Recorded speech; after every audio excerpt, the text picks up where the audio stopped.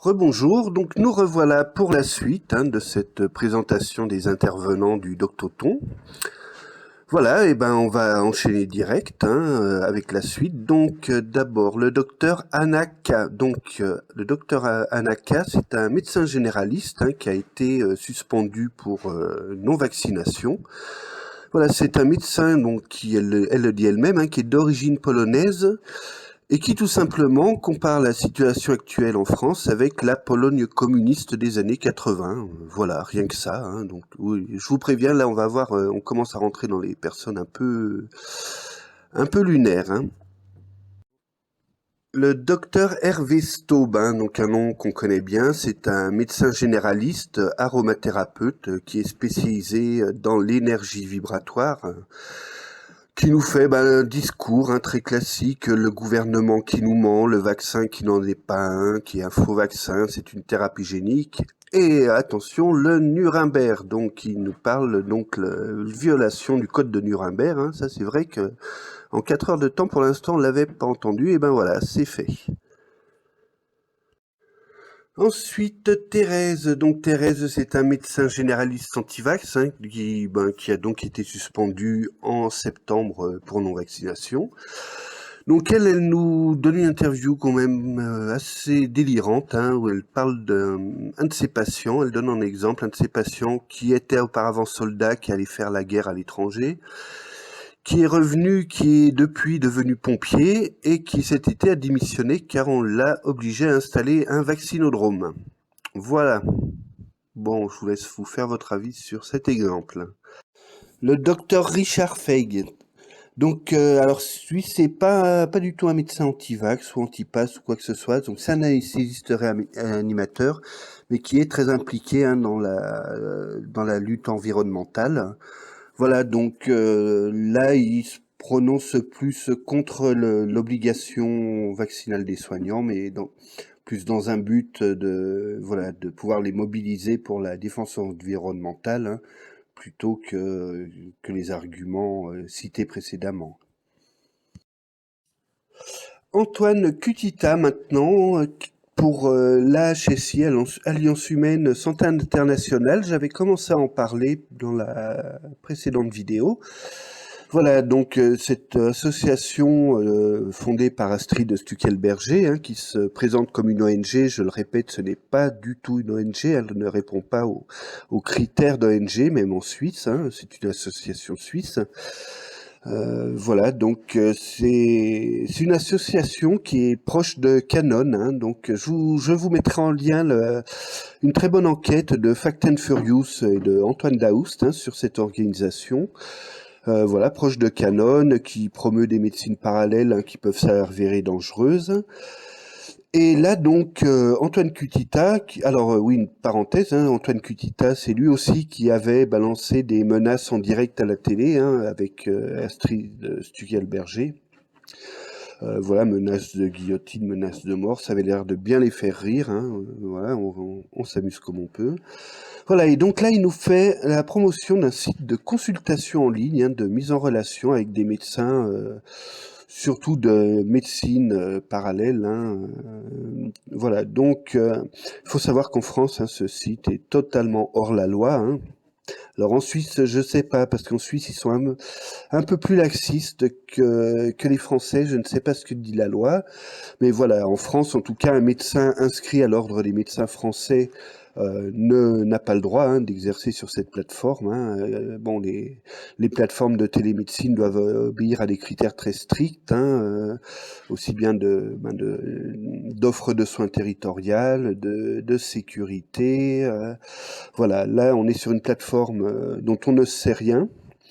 Voilà, autre chose, oui, j'oubliais aussi, vous ne savez peut-être pas aussi, mais ce que la loi française dit, c'est que le patient doit régler directement le prestataire de soins, enfin le médecin ou l'hôpital, dans le cas de l'hôpital, mais voilà, le patient n'a pas le droit de régler un prestataire qui ensuite, lui, va régler le médecin. Donc là, a priori, c'est ce qui se passe sur cette plateforme, donc c'est interdit en France. Voilà, et comme je disais, donc voilà, plateforme pas du tout sécurisée, on ne sait pas qui est derrière, on ne sait pas où vont aller les données, hein, ça c'est très important parce que là c'est quand même des données médicales. Voilà, donc très très attention avec ce genre de plateforme. Voilà, hein, donc les patients, voilà, je résume, hein, donc un médecin français n'a pas le droit d'exercer là-dessus, hein, parce que l'ordre des médecins interdit. Un médecin qui est français qui n'est pas inscrit à l'ordre des médecins n'a pas le droit d'exercer. Donc le patient va engager sa pleine responsabilité, hein. En cas de problème, il n'y a aucun recours possible, hein. Alors ça, c'est vraiment, faut faire vraiment très attention avec ce genre de choses, hein, qui est de l'arnaque, hein. Pour moi, c'est de l'arnaque, hein, pure et simple, hein. D'ailleurs, bah, il y a qu'à regarder. Donc, eux, selon leurs propos, ils ne font pas payer la consultation, en fait. Donc, vous faites un don à l'Alliance humaine, et l'Alliance humaine, ensuite, se charge de reverser ces dons au médecin qui a fait la consultation. Donc, montage très bancal. Alors, moi, je ne suis pas spécialiste en droit, mais je suppose que les spécialistes nous diront qu'en France, c'est totalement interdit de faire ça. Enfin, voilà, donc voilà l'arnaque de la soirée, c'est bien celle-là, c'est de l'Alliance humaine Santé internationale. Gatien Lokousou, donc c'est un médecin immunologiste du Bénin, hein, donc qui, en faisant quelques recherches, hein, on voit bah, déjà qu'il a été déjà invité sur France Soir, hein, voilà, on voit la référence. Promoteur évidemment de l'hydroxychloroquine et grand pourfendeur de l'immunité naturelle, hein. Voilà, il considère que le virus ne tue que les personnes fragiles et donc voilà, c'est pas la peine d'en faire toute une histoire. Le docteur François Godot, alors ce monsieur est un ancien ou actuel, je ne sais pas, directeur de recherche de l'INSERM, hein, voilà, il est marqué comme toujours en activité. Par contre, bon, il n'a plus publié depuis 1998. Et si on regarde son CV, voilà, il doit approcher des 80 ans. Il tient des propos relativement cohérents, hein, c'est sur la transmissibilité notamment, hein, du virus, sur sa virulence. Voilà. Par contre, il commence ensuite à partir sur un discours que le virus ne peut pas avoir été naturel. Voilà, mais on n'en sera pas plus parce que les animateurs ne le laissent pas parler jusqu'au bout. Bon, mais voilà, donc on n'aura pas la réponse, mais je pense il voulait vouloir dire que le virus avait été créé artificiellement. Cerdan, un pharmacien, un grand habitué de François, hein, chez qui il donne régulièrement des interviews. Voilà, pharmacien pro-traitement précoce, hein, selon ses propres mots. Donc l'hôpital a laissé tomber les traitements précoces juste pour pouvoir faire la place au vaccin, hein. Voilà, on sait ce qu'il sous-entend par là. Voilà, il dit que le vaccin n'influe pas sur la transmissibilité, hein, mais bon, on sait que c'est faux. Voilà, pour ce pharmacien. Sylvie Nardini, alors c'est un médecin homéopathe, hein, donc elle se définit elle-même hein, comme médecin alternative, hein, non pas comme médecin généraliste, hein. Donc covido-sceptique, hein, on en fait beaucoup trop sur ce virus, anti-masque, anti-vax. Pour elle, l'immunité naturelle est suffisante. Voilà, donc on sait que tout ça, évidemment, c'est des foutaises. Julien Devilléger, alors ce nom vous dit peut-être quelque chose, hein, on en a beaucoup parlé à un moment, donc c'est un cardiologue hein, qui dès le début s'est dit anti-masque, hein, et il est notamment connu pour avoir fait une soi-disant étude prouvant que les vaccins étaient magnétiques, hein, provoquaient du magnétisme, hein. Bon, évidemment, étude complètement bidon, hein, voilà, et ce monsieur a été aussi un invité de l'A1 TV, donc de Richard Boutry, voilà, je pense que tout est dit.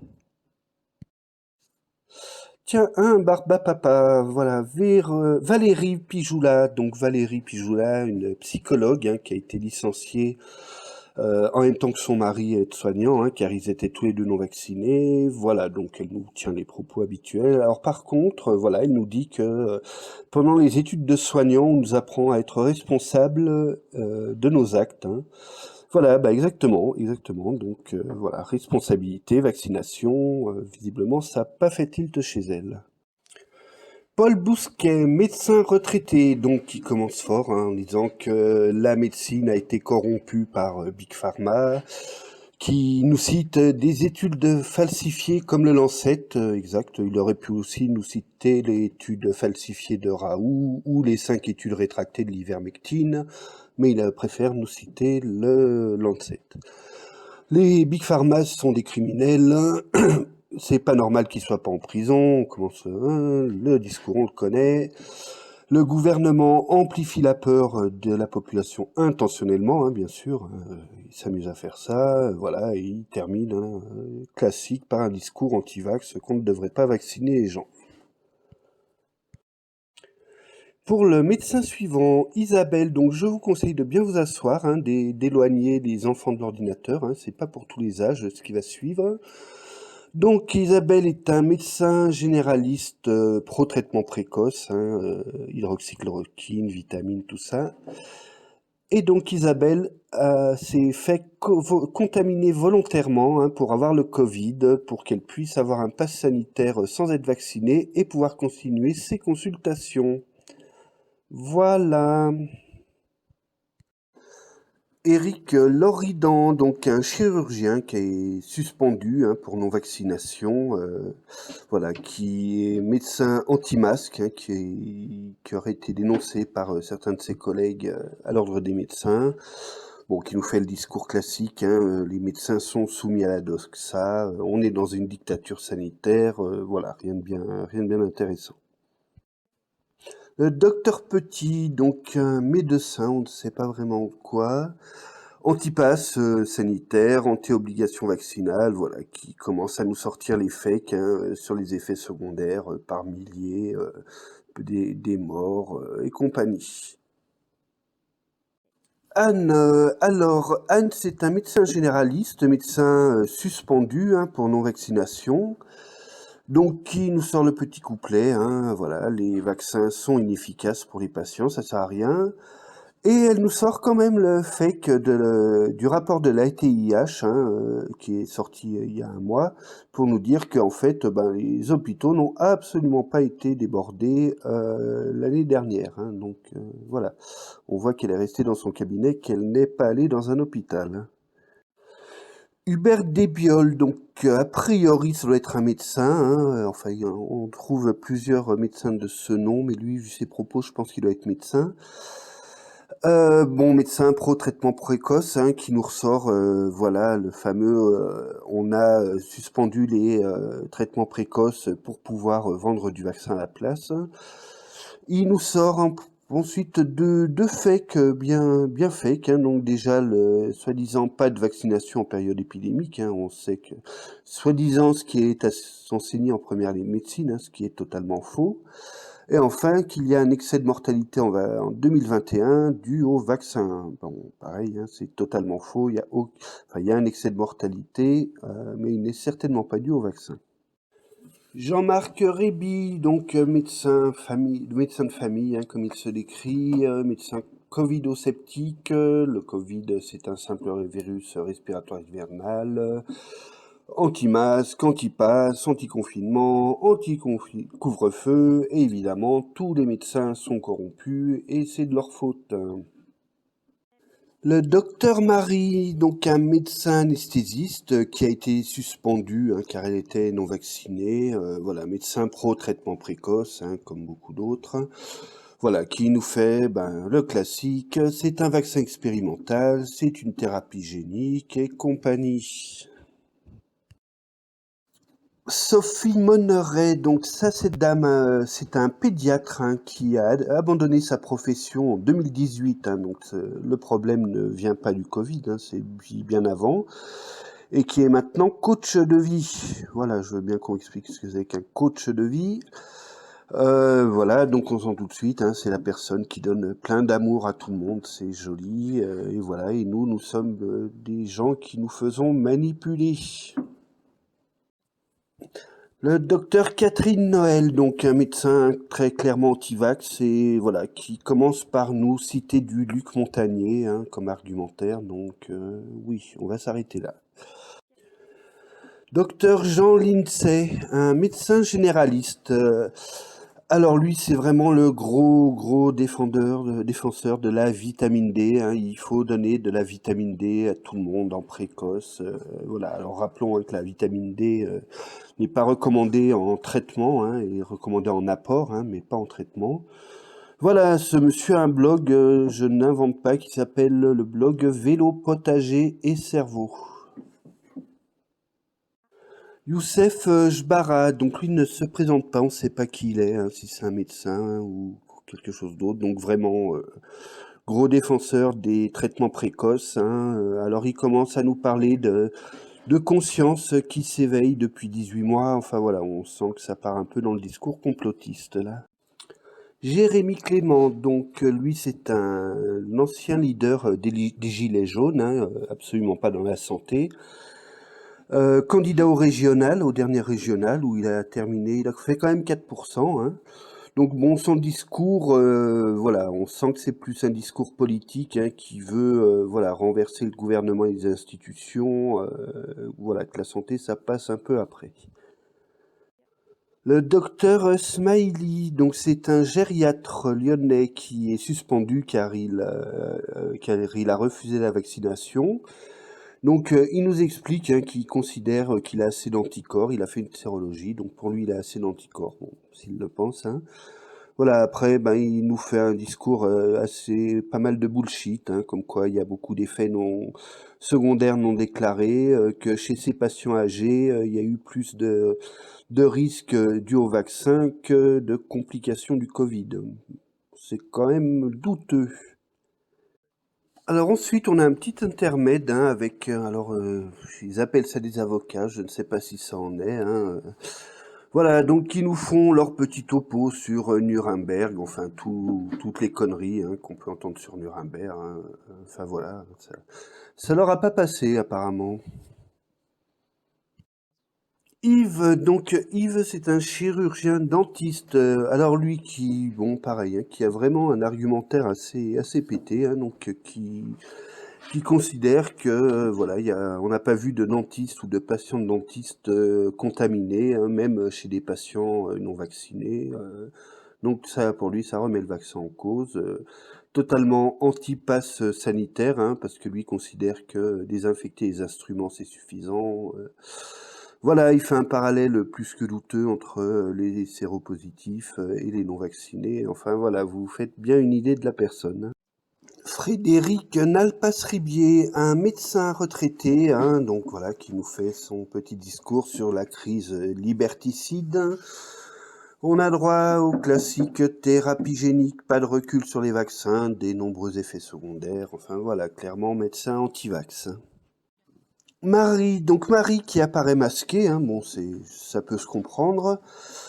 Par contre, j'ai quand même des gros doutes sur sa crédibilité, tellement c'est un peu la caricature, hein, de ce qu'on entend depuis 18 mois. Donc c'est un médecin généraliste qui serait poursuivi par l'ordre des médecins, donc qui nous tient un discours anxiogène, hein, sur le confinement, qui a fait plus de morts qu'autre chose.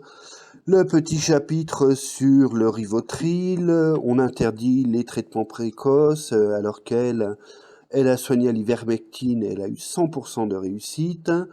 Les patients sont vaccinés, elle voit des effets secondaires de tous les côtés. Enfin voilà, c'est... Personnellement, je prends avec beaucoup de précaution ce genre de témoignage, hein.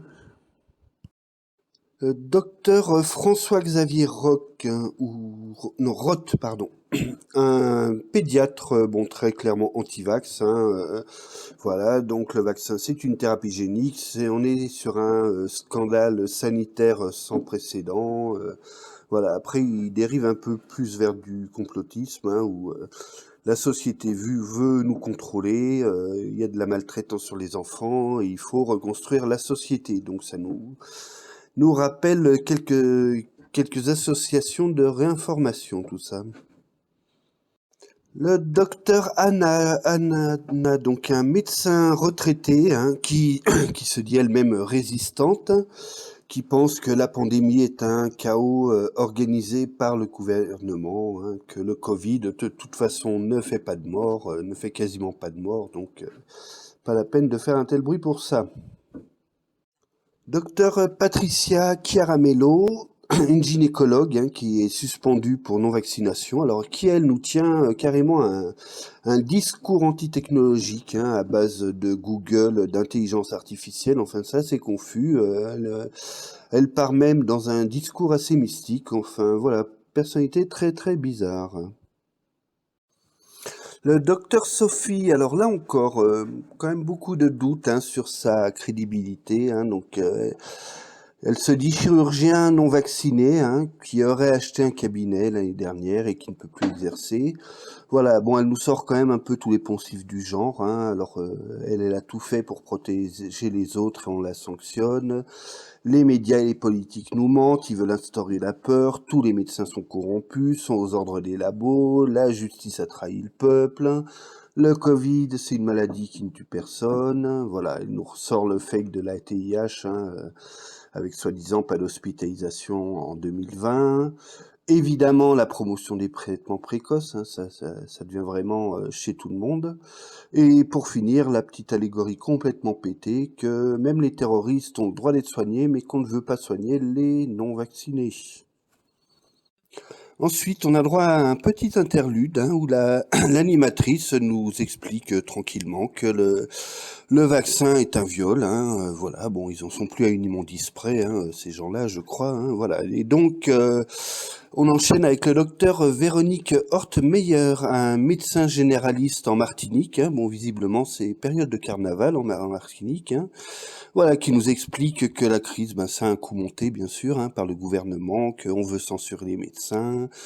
Donc, elle a été convoquée par l'Ordre des médecins pour des propos anti-vax. Hein, voilà, donc c'est une médecin pro-ivermectine et évidemment, vous n'allez jamais le croire, mais l'ivermectine, 100% de réussite chez elle, c'est incroyable. Le docteur Georges Châtel, encore un médecin suspendu pour non-vaccination. Voilà, le discours classique, hein, les vaccins sont dangereux, il y a beaucoup d'effets secondaires, il y a des morts, enfin voilà. Euh, il se permet même la petite comparaison avec le général de Gaulle, hein, qui voilà, était un paria lorsqu'il s'est exilé à Londres. Voilà, donc on sent un médecin bien résistant dans l'âme.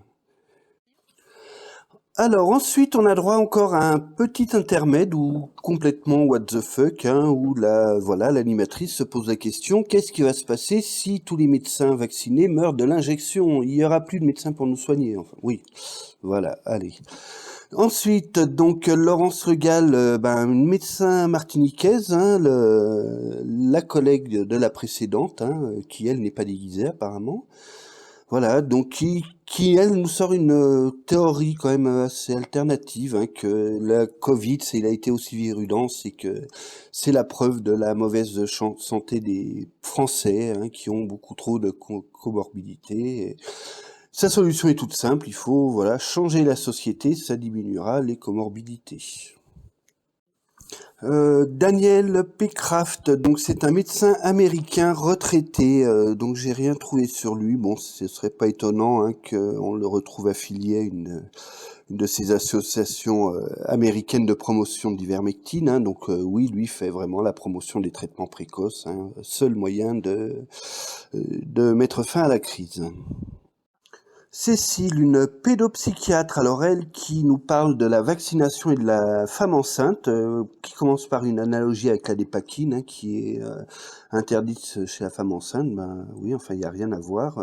Voilà, donc alors elle ne déconseille pas, elle ne dit pas qu'il faut pas se faire vacciner, mais voilà, elle conseille fortement aux femmes enceintes de ne pas se faire vacciner, hein, enfin voilà, de consulter et d'être bien sûr de ce qu'elles font. Hein. Voilà, et évidemment, si une femme vaccinée, enceinte non vaccinée a le Covid, qu'est-ce qu'on fait? Eh ben, on donne des traitements précoces, on donne de l'hydroxychloroquine. Enfin, le docteur DC, donc, qui nous fait la promotion une fois de plus des traitements précoces, hein, que l'hydroxychloroquine marche et que, voilà, le serment d'Hippocrate dit qu'il faut prescrire de l'hydroxychloroquine. Voilà, donc c'est fini pour cette deuxième partie. Donc là, on doit être entre 8 heures et 9 heures de live. Hein. J'ai pas regardé exactement. Enfin voilà, ça doit être à peu près ça. Hein. Donc, qu'est-ce qu'on constate? Eh ben, c'est que on est monté un peu un cran au niveau du bullshit, hein. Là, je sais pas si c'est la nuit, mais voilà, entre les analogies complètement bidons, les médecins qui se font volontairement contaminer. Enfin voilà, on retrouve un peu les délires qu'on retrouve sur les réseaux sociaux. Là, hein, ça commence les langues commencent à se délier. Ce qu'on constate évidemment, c'est énormément de médecins non vaccinés, hein. Alors je ne sais pas en France combien il y en a de suspendus pour non-vaccination, mais visiblement il y en a beaucoup qui se sont donné rendez-vous ici. Et puis l'autre point flagrant, bien sûr, c'est la corrélation entre antivaxisme et traitement précoce, hein. Vous voyez que quasiment tous, hein, ils sont contre les vaccins et pour les traitements précoces, hein. Voilà, donc là, sur cette session, on a eu 35 médecins intervenants. Donc avec la première partie, ça nous fait donc 65 médecins, donc en un peu plus de 8 heures. Voilà, donc là, on n'est toujours pas sur le rythme des 300 patients, des 300 médecins en 24 heures, hein. Va falloir qu'ils accélèrent un peu. Allez, on se retrouve bientôt pour la troisième partie.